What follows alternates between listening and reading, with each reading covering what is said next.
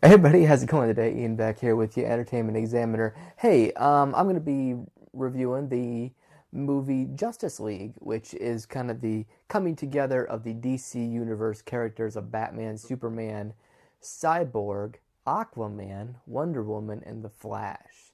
Now, as the Marvel Cinematic Universe has been around for quite a few years now and just makes just huge money maker after huge money maker, and so many other movies get rave reviews across the board, especially many from this year, including Thor Ragnarok and Spider-Man Homecoming. The DC series has just kind of not taken off as probably they would have liked it to. Superman vs. Batman was underwhelming at best, though it did bring us a really great new Batman, in my opinion, with Ben Affleck. And then we had the terrific Wonder Woman from earlier this year. That was a great movie. It was a great romance mixed with a wonderful origin story, and Gal Gadot really solidified herself as a modern day Wonder Woman. Now with Justice League, with Superman, Batman, Superman again played by Henry Cavill, who we've seen a couple times previously.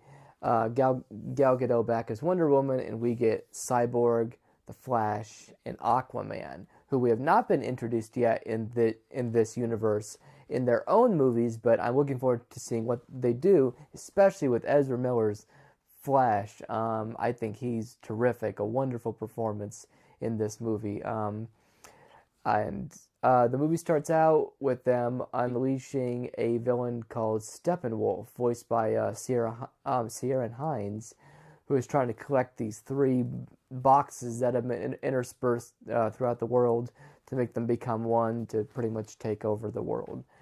This is your normal superhero movie scenario, which is why I was a little underwhelmed by it. We've had some great superhero movies this year. First with Logan back around March, I think, was just on a whole other league in terms of being rated R, and it being one of the probably the most realistic superhero movies, as it's the final film in the Wolverine series with Hugh Jackman, and Patrick Stewart actually gives a good enough performance that he's been considered for possible Oscar consideration, and I would also join that. And then we had Spider-Man Homecoming, which is a really cool reboot, Wonder Woman, which was so good, and I felt Justice League was a little bit, it just didn't. It was good. It was entertaining. It was fun.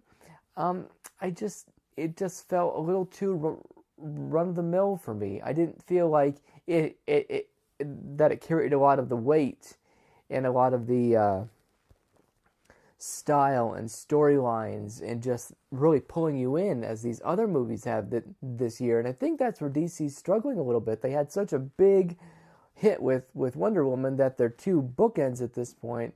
Batman vs. Superman and Justice League have not performed as well as they hoped, and I'm not sure what that's due to. I mean, Batman's a huge name, as is Superman. They're both huge commodities. So I'm not sure what's not bringing people in. Maybe it's because DC hasn't proven itself over years like Marvel has, or maybe I just shouldn't even be comparing the two yet, because DC hasn't been doing movies as long as Marvel has with their cinematic universe going back to the mid-2000s with Iron Man. But you have to look at movies objectively, and that's what I'm doing here. Looking at Justice League as a good film, and I think that it does well in terms of being an entertaining cinematic film. Everyone's good in it. I like everyone in it. Their performances are great. I like Ben Affleck as Batman, and I really enjoy Jeremy Irons as Alfred. He's very perfectly cast. You know, you always need a good Alfred. You know, you got Michael Caine was in the Dark Knight movies, and there's a great Alfred if you watch the Gotham TV show. The actor who plays him, whose name escapes me, is very good as well. But I think beyond the good performances and being entertaining, there's just nothing left. At least for me, anyway. You know, action scenes are good; they're fun. But again, it's good. I can't quite recommend it though, so I'm going to give it a C plus, a 2.5 out of 4. again, everybody's really good in it.